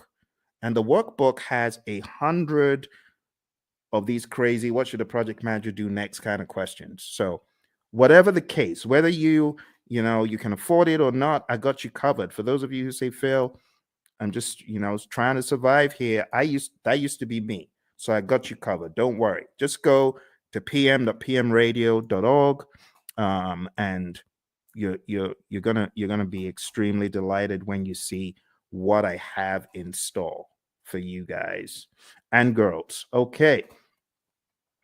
So let's jump into the final piece of our journey today, which is going over the last two. I'm going to make the others very small, just so that everything can fit on the screen. Okay. Some of these processes, they occupy a lot of space. I might be able to make a few of them bigger, like quality is actually not that much. And if you haven't gone through this rites of passage, well, I'm glad you're going through it right now. This is a brilliant opportunity for you to see how the entire table comes together. All right, so procurement. What do we do in procurement? Number one, we plan procurement management. Plan procurement management is where we decide, are we going to buy or not? Are we going to make or are we going to buy? If you decide to buy, then we go through the procurement process, the philosophies, right? And we do the RFPs or the RFQs or the RFI, request for proposal RFP, request for quote RFQ, request for information RFI, IFN, invitation for negotiation. I'm talking so quick because I want to get done. I want to get done. It's a weekend. It's a weekend. You see, the labor of love, your buddy Phil is here for you to help you. Because once I hit the road again, it's going to be hard for me to do these. And I hit the road very shortly. All right, conduct procurements is where you take a look at all of the proposals that were sent in and you select one or two, you award a contract, and then control procurements. This is where you are checking to ensure that the vendor, the seller actually did what they promised. You want to make sure that they are delivering. You want to make sure that they are on time. You want to make sure, as one of my students said, hey, my client just showed up and we do interior for airplanes and they just showed up to do an audit. That's control procurement. You want to make sure that the seller is really upholding the quality. And the funny thing is they weren't, because, some of these folks, they bring in, they want to show off to their friend, like, oh, you need to take a look at this aircraft that we're refurbishing. So unfortunately, on that day, one of them brought his buddies into to the workplace. Bad move because the customer showed up. All right, let's finish this off. All right, last but not least, we have stakeholder. So over here, we have identify stakeholders. This is the only one that you have in the initiating process group. And then we have plan stakeholder engagement. And then we have, after you've planned how to engage a stakeholder, then we have manage stakeholder engagement. This is where you're actually engaging your stakeholder, speaking with them, communicating with them, working with them. And last but not least, we have monitor stakeholder engagement. Okay. And my friends, that's it. I just showed you. Please give me a round of applause. Give me a round of applause, please, please, please. I think I deserve it because I've done what a lot of instructors won't do. I took you through the entire Agile curriculum. I've taken you through PMBOK 7, principles, domains, and boom, now I took you through PMBOK 6. PMBOK 6. Do you know how much time that would have taken to go through these books alone? Do you know what that would have taken? We went through this, we went through this, and we went through this. All in 1.5 hours. Please give me a round of applause. I need some likes. Like, please, please help me, help me. I know some people think, why is he asking for likes? I need your likes. I can't do this alone. I'm trying to help the world get PMP certified. You need to remember where I'm coming from. On my PMP exam, question 20, do you know what the time was? Question 20? I was 1 hour in to my exam on question 20. Think about it. If this exam has 180 questions and this guy's only done 20, how many hours does he need to finish the exam? The wise people would say 8 more hours. You're correct. It was a disaster. I had only gotten to question 20, 1 hour in. And this is a very good example of how not to take the exam. Don't take the exam saying, oh, I've got to answer this. I'm going to use all the time I can to answer this one question. No, don't do that. Don't do that. I was spending 3 minutes a question. How foolish. Instead of me to go with my gut and just keep mowing them down, just keep going. Even if you feel they're not right, you don't have the luxury of time. I've had a lot of students who say, Phil, I was shocked. I ran out of time. Normally, before I got into the exam, I was killing all of my mock exams. Of course, because the stakes are higher. Your brain is going to be working differently. You're going to be working differently. So don't try that stuff that you do at home on the real exam, okay? Which is why I say roll up your sleeves and go to a test center, smell the coffee. It'll kick in. It'll kick in. Just drink the coffee, but smell the coffee because you realize the stakes are high. Long story short, after 1 hour, I started writing my eulogy of the PM slain in the Battle of PMP. The PMP who tried his best, the PMP aspirant, the PMP wannabe who tried his best. Phil tried his best, but alas, he was slain at the Battle of PMP. Why was he slain? He didn't have his weaponry right? So I was crafting my eulogy until a conspiracy theorist gremlin pounced on my shoulder. And I'm grateful for that conspiracy theorist gremlin. And the gremlin said, the PMI is looking at you from behind the scenes, and they can see that you got all the questions wrong, and they're giving you more of those questions. You got risk wrong, and they're giving you more risk. You got schedule wrong, they're giving you more. Why don't you go to the back of the exam? It was a crazy thought, but this is what got me out of the exam alive. I jumped all the way to the back of the exam. Back in those days, you could move backwards and forwards between all the questions. And back in my day, there were actually 200 questions. So I went all the way to the back and I started doing the questions from the back, from the back, from the back. Truth be told, hey, use this. Use this as the fire escape. For me, it was the fire escape. I started backwards and I realized the questions were easier from 200, 190, 180, 170, 160, 150, 140, and just kept doing the exam backwards, and it was easy. Then I got to a pocket of difficult questions. It's like these question writers are like fiends from the pit. They know where to grab you, and they just, boom, dollop a boatload of hard questions, and it's like quicksand.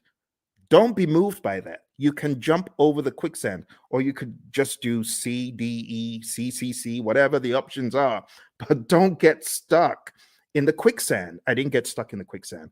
Kept mowing them down. I think I had a pocket of difficult ones in 120, kept going back around 70 something, difficult ones around 50. I didn't care. I was just mowing them down, doing my best. And then I got back to question 20. And guess what the time was? 3:55. Pretty much I had 5 minutes left. And the question is, am I going to start changing stuff, or am I just going to end the exam? Took a deep breath. Boom, end the exam. And then the screen goes blank. You've been selected for a survey. We would like to find out, did you enjoy your exam experience? Was it clean? Did you like the staff members? Oh my goodness. Now I have to go all the way through this ridiculous survey saying, I liked it, I didn't like it. But remember, the conspiracy theorist gremlin is saying, fail, you got to say you like it, because if you said you don't, you're going to fail. So what did I do? Yes, I liked it. It was good. It was clean, even though it was dingy and dim lit. Everything was good. It was good. It was good. It was good. Then press the end button and the screen goes blank for like an eternity. Congrats. You've passed the exam. Talk about being chased by, you watch those TikTok videos of crazy bear out of somewhere in Colorado, those bears. That was me. I felt like I had run from the crazy beast. And that's why I do what I do. Because when I came out of the exam, I promise that if I come out of the exam alive, as I'm writing this crazy exam called the PMP exam, I'm promising if I come out of this thing in one piece, two promises. Number one, I promise I'll never curse the PMI. I won't curse them as I always have been. And number two, I promise I'll tell everyone anything in the world that moves. I'll tell them this exam crazy. Crazy exam, crazy exam. That's why I say take no prisoners. Do everything you can before you find yourself in front of that computer monitor. Do everything you can. All right. Final thing we're going to talk about today, my friends. I'm going to show you the PMI's secret sauce for the PMP exam. They have a secret sauce for the exam, and that secret sauce is encapsulated in a document. And the document is simply called PMP Exam Content Outline. I'm going to put that in the link so that you can download it and read it. I'm showing you where all the treasure is buried tonight, my friends. You know, like I said, I'm hitting the road again. I don't know when next I'm going to be able to do this. It's going to be a while. Here we go. Here we go. That is the PMP Exam Content Outline. And I'm going to go over the outline with you, but I'm not going to do it the usual way. I'm going to do it differently. I am going to do it very quickly by going through my special roadmap. It's a roadmap I created for the PMP. And it cuts off, I would say, about 10 hours. It cuts off 10 hours from the curriculum because it's very rapid and effective. Are you ready? Let's jump into it. Let's jump into it. Here we go. Here we go. For those of you that have been on since we started, thank you very much. I hope you're finding value from it. Your exam is going to have people. 42% of the exam is people, 50% is process, 8% is business. And then you can slice that across 50% agile and hybrid, 50% predictive. Okay? So what am I trying to say? I'm trying to tell you agile is a beast, a big old beast as big as predictive. Here's the breakdown one more time. See that? So pay close attention to the process domain, but don't forget, you could slice these into 21, 21 for people, 21 agile and hybrid, 21 predictive. For process, 25 agile and hybrid, 25 predictive. For business, 4% agile and hybrid, 4% predictive. That's the general idea. Okay. Let's go into the people domain very quickly, and I'll just try to wrap it all up. Okay. Number one, I have changed the order from what is in the outline that I sent you. In the outline, it starts off with manage conflict, and then it goes into lead a team and so on. But I'm changing it because I want you to get the flow. The flow doesn't make sense in the outline. I want you to get more of the flow from a time perspective. So number one, what I want you to think about first is building a team. You build a team, and then you begin to define the team ground rules, do's and don'ts, and acceptable behavior. And then you begin to lead a team. You know, my mentor, John Maxwell, he says a true measure of leadership is influence, nothing more, nothing less. You're going to lead the team to success. You're going to help the team understand what to do on the project. Leadership is all about example as well. The Hersey-Blanchard model is also a very good one to talk about here. If you haven't heard about the Hersey-Blanchard model, this is it. The thesis of the Hersey-Blanchard model is you need to be a situational leader. You can either be in a directing mode, depending on the individual. This is where you give low support and more direction, or in a coaching role, or in a supporting role, giving more support than direction, and in a delegating role where you just know the keys to the kingdom are safe with this dude, this girl, because they've proven themselves time and time again. But you don't always stay in one quadrant. You move around depending on the individual and the circumstance. With someone, you could have a delegating approach, but if you change the environment, you may need to have a more directing approach with that same individual. And that's the general idea. The other thing that you really need to know for your exam is the 5 stages of team development: the forming, storming, norming, performing, and adjourning. This will help you on the questions. There's also subtle lingo used. So when it comes to forming, the team members are independent. When it comes to performing, the team members are interdependent. So you got to understand PMI's lingo when it comes to these. I would say it's worth checking how they discuss the 5 stages of team development, or Tuckman's ladder, Bruce Tuckman's ladder.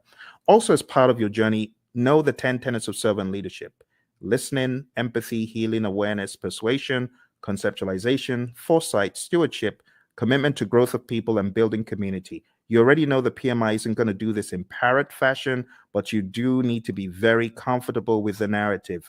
Also, for the people domain, you need to understand the Thomas Kilmann conflict mode instrument. There's no image of this in the PMBOK guides, any publications from PMI, but you need to realize that you could be somewhere in the middle as far as your approach to conflict, or you could be very forceful to get your way, or you could be in a collaborate or problem solve mode, which means you're assertive about your needs and the other person's needs. You could be in the avoid or withdraw mode, or you could be in the accommodate or smooth mode. The accommodate or smooth means you're more focused on the person's needs than yours. Avoid or withdraw means you don't care about yours or the other person's needs. You just want to escape. And that's okay. But avoid or withdraw is not the end. You could be back. You could be back with some additional backup. It depends. Okay. So there they are again. The Thomas Kilmann conflict mode instrument, PMBOK 6, page 349. If you're in PMBOK 7, it's talked about differently. It's kind of wonky because it kind of went off something else instead of sticking to the Thomas Kilmann conflict mode instrument itself. This is what I would recommend, though, for your exam prep. Okay. So going back, we've talked about 6, 12, and 2. The other things you need to know for your exam: definitely understand how you as a leader should build shared understanding. Then we go to task 5, ensuring team members and stakeholders are adequately trained, which is a no-brainer. Number 13, mentoring relevant stakeholders. Whether you're the scrum master or the project manager, you should mentor. Empower team members and stakeholders. Manage conflict. This is where the whole conflict dialogue now comes in. Number 11, engage and support virtual teams. Understand the concept of the fishbowl window. Number 9, collaborating with stakeholders. Number 7, addressing and removing impediments, obstacles, and blockers. Number 3, supporting team performance through the application of emotional intelligence. Number 14, I beg your pardon, promoting team performance through the application of EI. And number 8, negotiating project agreements. Now, 3 and 14 are very close. Supporting team performance and promoting team performance, they're very similar. Supporting the team means you're there for them, you big them up in a meeting, you don't throw them under the bus. Promoting team performance through the application of EI is different. This means you are emotionally intelligent. Emotional intelligence means you're able to control your emotions, bridle your emotions, and you're also able to influence the emotions of others. And that's the people domain very succinctly, okay? As easy as ABC. But don't forget, in the document I sent you, every one of these is broken down into smaller enablers. I would recommend going through the PDF that I put in the chat. That will help get you to excellence in this. Okay, let's move on to the process domain. Before we get to the process domain, I really want to accentuate a couple of tools. Okay, the stakeholder power interest grid is big. Make sure you understand that before your exam. You could have the power interest grid, the influence impact grid, and other allotropes of it, and understand the planned stakeholder engagement process. This is where we have our stakeholder engagement assessment matrix. I call it the SEAM. This is where you have your current state of the stakeholder, and that is your desired state. They're currently unaware. You want them to be supportive. The question for your team then becomes, how do I get Bob from an unaware stakeholder to supportive? What are the actions that we need, right? And those are the actions that you got to discuss. So this is a great conversation piece for the real world as well, okay? In the task of collaborating with stakeholders, in which process do you build trust and gain support from stakeholders? What do you think? A, B, C, or D? All right. I'll go quick. So the answer to this, my friends, is where you are communicating with the stakeholders and working with them. And therefore, the best answer is manage stakeholder engagement. You won't get questions like that on the exam because those are very prescriptive to process name, but still you could get the process names expanded upon and camouflaged. So you do need to know what you're doing in each process. Here's another one. On your agile project, when facilitating a meeting with stakeholders, it is critical to do what? Is it hold the meeting in person? Is it develop and distribute an agenda prior to the meeting? Is it bring snacks? Or is it use technology to record the meeting so you can reference as needed? What do you think? Which one is more agile than the others? Which one makes sense? Okay, so which one is critical? In which one would the meeting sink if you didn't do it? Think about it. It's like a trick question. But you're not required to hold meetings in person in the world of Agile. You don't have to bring snacks and you don't have to record, but it would make sense. For example, if you're holding a retrospective, it would make sense for you to have an agenda and for you to share that. Okay. So this is an example of how, oh, looks a little bit difficult. Am I in the world of predictive? Or mine, it sounds a little bit predictive in the answers, but it says agile. So you got to be ready to face things like that. All right, let's move into the next domain, which is process. Okay. As usual, we have our roadmap, and these are the things we've just talked about. So I'll be very quick. Number one is actually task 13. So this is where you determine the appropriate methodology, the methods, the practices. Are we going to be agile, predictive, or something else? Then you got to establish a project governance structure for rules and regulations and how things work. And then number 9 is pretty much integration. You got to integrate project planning activities. Number 17 is plan and manage project or phase closure, pretty much close project or phase, which we've already looked at today. Number 8, plan and manage scope. Number 6, plan and manage schedule. Number 5, plan and manage budget and resources. So at a high level, number 8 is really scope management that we looked at. Number 6 is schedule management. And number 5 is budget and resources. I'm sorry, it's a little bit obscured because of the color on the screen. Number 7, plan and manage quality of products or deliverables. That's quality as a knowledge area. And all of these also double in the world of agile. Don't forget. Number 3, assess and manage risks. We've taken a look at that. Number 12, procurement management, pretty much. Number 1, execute the project. Now we can execute the project. After you've done all that planning, now you execute with urgency to deliver business value. Number 16, ensure knowledge transfer for project continuity. Make sure that you're transferring the knowledge, because if that person leaves, what's going to happen? That needs to be your question. All right, manage project issues, have an issue log. Make sure you chase those impediments as vehemently as possible before they eat you alive. So we talk about impediments, obstacles, and blockers. So the question is, what is the difference between an impediment, an obstacle, or a blocker? And the answer is an impediment slows you down. An obstacle is in the way. Now you can go around it, you can go over it, but when it comes to a blocker, you're stuck in your tracks. You're stopped. That's really bad. They're all bad, but blockers are the worst because they just stop you in your tracks. You can't move. When we talk about managing project issues in the world of predictive, all of those things are in your issue log. You got to go after them. Manage project changes just means manage changes using your change management plan. Your configuration management plan must also be considered. This is manage project artifacts. 3 artifacts in Agile. Who remembers?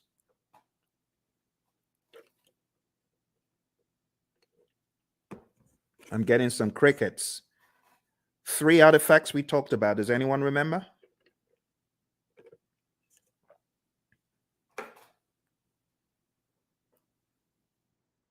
Hello? Everyone's quiet. Okay, I don't bite. All right, so the artifacts I was looking for from the world of Agile is your product backlog, your sprint backlog, and your increment or PSI. In the world of predictive, I was expecting the baselines and the plans pretty much. They're possible artifacts. We could also say our burn charts are artifacts from the world of Agile and things such as that. There are other things we could include. All right, managed communications is the next one. Pretty much managed communications, the communication knowledge area, and then engage stakeholders pretty much the stakeholder management knowledge area that we've taken a look at. Okay. Don't forget, there's some really important stuff in the Agile Practice Guide as far as the incremental agile predictive iterative mantra, knowing when one is better than the other. So if there's a low degree of change, but there's a high frequency of delivery, it's incremental, stuff like that. This image is going to help you master. Again, know your Scrum, know your Scrum, know your Scrum inside out. Read the Scrum Guide. Make sure you go to scrumguides.org. As I recommended earlier, read it, go through it, go to Ken Schwaber's website, scrum.org, and make sure you take some of his Scrum basic assessments. They will really help you get very firm in Scrum. And don't forget the PMI's Agile Practice Guide, page 18, table 3-1. This is a table that you do, in my mind, absolutely need to know before your exam. And when it comes to the world of risk, just understand that risk can be positive or negative. Like in this image, we have, okay, the mouse gets the cheese. Well, that's a positive risk. Or the trap gets the mouse. Okay, it's a negative risk. But from whose perspective? From the perspective of the mouse. But what if we're talking about the homeowner? From the homeowner's perspective, what if the mouse gets the cheese? That's negative. So you always have to put on your perspective hat. Speaking of hat, the mouse is wearing a hat. So what strategy has the mouse adopted from this? Well, the answer would be mitigate. The mouse is trying to mitigate. Okay. Let's move on to the final domain. The final domain in this narrative, my friends, is a business domain. And in the business domain, we have 4 tasks. Number 1, plan and manage project compliance. Make sure that you are complying. Do not comply, because not complying could be bad. We're going to hear from our buddy Roy very quickly here. He's going to share an agile perspective of compliance. Let's hear what Roy has to say. So Roy, is this a good word in agile space? Well, maybe it's a necessary word. We certainly don't like it, but it is functionally correct. It is technically the correct word to use. But we do want to make sure that we're aware of what compliance regulations are in place, so that we don't get ourselves in trouble. But I also want to stress that there are actually times when we might intentionally decide not to be in compliance. I've done a lot of work in the finance space, insurance space, and sometimes they're actually having those conversations of, okay, there's a new regulation that just came down the pike. Is it cheaper for us, for at least for right now, to go do that and go make sure that we are compliant, or should we just pay the fees for a period of time and do that work later? So those discussions they're valid discussions, especially when no one's being hurt. It's not about that. It's more about this regulation. We just can't get to it right now. It's going to cost us more to do it now versus later. So there's sometimes those discussions happen, but those things are planned. They're understood. There are lots of discussions. Same basic needs, in an agile project as you would in a traditional project. It doesn't really change that much. But again, the difference is how we do it. We make sure that the teams are very aware of the compliance and regulatory needs, and that they understand them very clearly, so that we don't necessarily have to do reviews to identify compliance. We are encouraging the teams to be compliant always. That's a big difference. All right, good words from our buddy Roy. And like I said, if you want more of Roy and I's training coaching, going down to hpmexam.com, we have tens and tens of hours of both of us going back and forth talking about this stuff over and over again. You could go on to tinyurl.com/elite PMP. You'll be able to join the Udemy course where we have PMBOK 7. We just go to town on PMBOK 7, and you can watch all of those videos there. All right, moving on. Let's go back, and we're talking about business domain. Next thing is evaluate and deliver project benefits and value.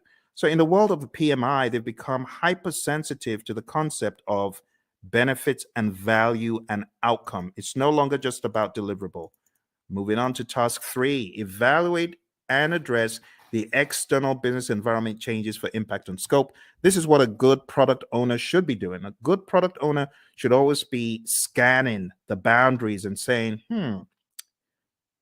what has changed in the environment? How does that affect our project? That needs to be the question. All right. As usual, I want to hear from my buddy Roy about environmental impacts. He always has such great wisdom to share. So let's listen to what my buddy Roy has to share. I hope the sound is coming across properly. It's a little bit different from Zoom's, this mechanism I'm using. So do let me know if you're able to hear the sound of Roy's voice. Let's listen. I'm glad to talk about the backlog. That's a very positive change. Obviously, observing and monitoring and all that sort of thing is really not that much different than you would do. That's a business thing. Your product management community, if you have one, they would be doing these sorts of things. And that part doesn't change. The part that does change, though, is that we're able to make those changes a lot faster. So if something is happening in the market, we don't have to wait 6 months or a year to implement it because of current projects. We change it now, or as early as is practical anyway. And the main reason that we can do that is because it's less impact to our schedule, less impact to our projects. We can make those changes a lot faster with significantly less impact to our project. All right, back to you, Phil. All right, awesome stuff from our buddy Roy. So now you understand the concept of the environmental changes and their impact on scope. We've got one more, and we're going to be done for the night. We're going to be done. So here's your last chance. Type in any questions you have. I'm sorry if you are typing in questions and I'm not seeing them. This is a different platform, so even though it's live, I am unable to see if you have chatted in anything. It's not coming through. You might want to go to LinkedIn and try, because a few moments ago, Lawan was chatting in and it did work for her on LinkedIn. So if you're typing in and it's not working, I am sorry. All right, let's go on to the final one, and it's support organizational change. And you as a project manager, this is your job. Your job is to support organizational change. If the organization is going through change, you got to be a champion for it. You got to make sense making sessions. You got to help the organization, right, in their sense making sessions. You need to spearhead and lead the charge. As it says here in what we have in 3.4, it says assess the organizational culture. That's number one. Number two, evaluate the impact of the organizational change to your project. And finally, evaluate the impact of the project to the organization. And then you got to determine required actions either way. That's the general idea. We're going to hear from our buddy Roy, and then we're going to wrap this up. So our buddy Roy is going to talk about organizational change from the world of Agile. Let's hear from Roy. So Roy, how do we think about supporting organizational change from this perspective? Yeah, this is huge in the Agile space. And the main reason is to enable Agile to work properly, you need to change the organizational culture. It has to happen. To support things like, experimentation and the ability to fail and removing impediments as quickly as possible. All of these things may be contrary to the way that your organization is set up and contrary to the culture.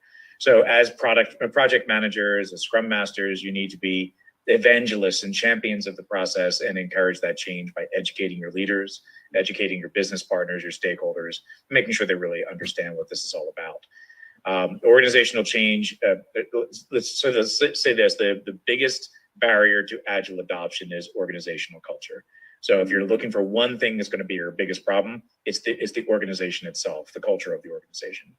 So you need to pay particular attention to that, because you're going to see behaviors that are more traditional in an Agile environment.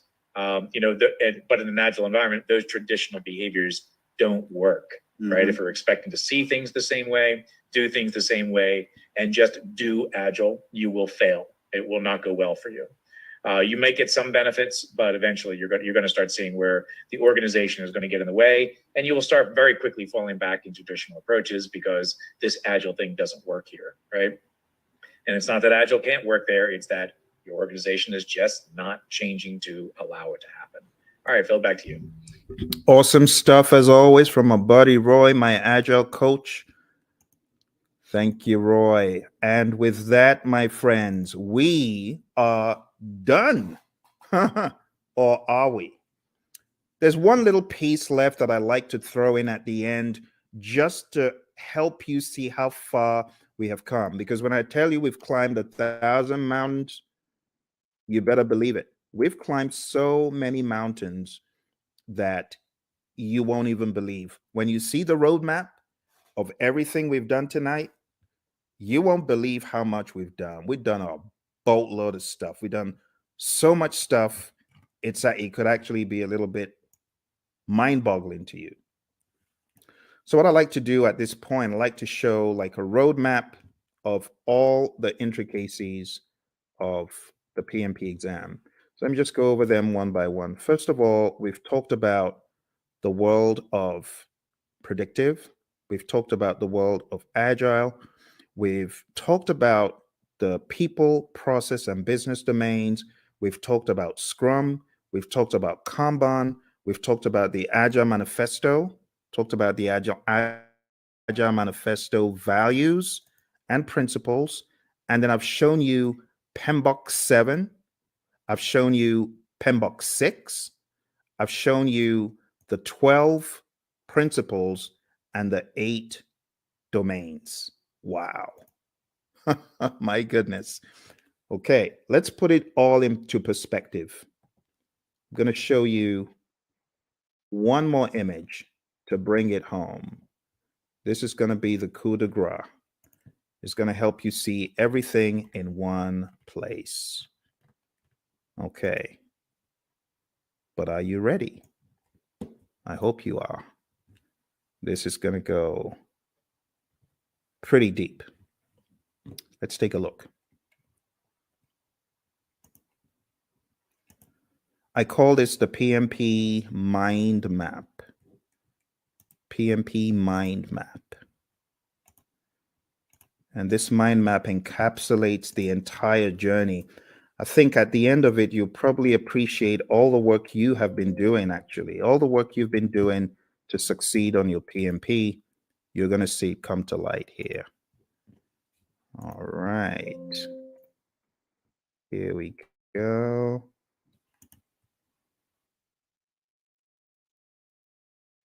PMP mind map. You might have seen a video where I talked about this in the past, but it's always new because of the enormity of what we have done tonight. You ready? Okay. You take myself off the screen so that you can see it. All right. So we've talked about everything here in the world of Agile. See that? Let's zoom in. Agile. Talked about the manifesto, talked about servant leadership, talked about charters, and these are some other pages that you need to focus on. We talked about predictive, 5 process groups, 10 knowledge areas, 49 processes, talked about the principles and the domains, talked about the PMP exam content outline. Quick note on hybrid, if you haven't already read pages 26 to 30 in the Agile Practice Guide, you definitely want to.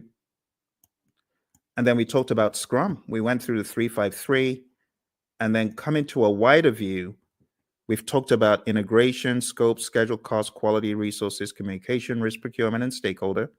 We've talked about people, process, and business.